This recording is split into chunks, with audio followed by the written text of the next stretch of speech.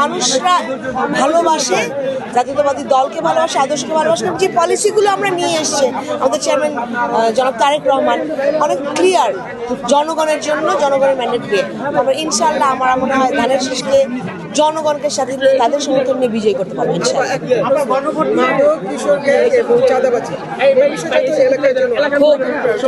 এবং এই ক্ষেত্রে আমরা আমাদের পক্ষ থেকে হচ্ছে একদম জিরো টলারেন্স, কারণ রুল অফ ল ইন প্লেসে না থাকার কারণে আপনি দেখবেন, এবং এখানে আরো অনেকগুলো কারণ আছে আসলে। এত জবরদখল হয়ে গেল, বেদখল হয়ে গেল যে মাঠগুলো নাই এবং বাচ্চাদের বিনোদনের কিন্তু কোনো জায়গা নেই। তো বাচ্চারা অটোমেটিক্যালি এগুলো মাদকের দিকে ঝুঁকে গেল এবং এটার প্রাপ্যতা এত ব্যাপক হারে হয়ে গেল এই কয়েকদিনে, কিন্তু 1 বছরের মধ্যে। তো সেই জায়গায় এই দুর্নীতিগুলো অবশ্যই বন্ধ করতে হবে এবং মাদক চাঁদাবাজি এগুলোর ক্ষেত্রে একদম জিরো টলারেন্স আমাদের।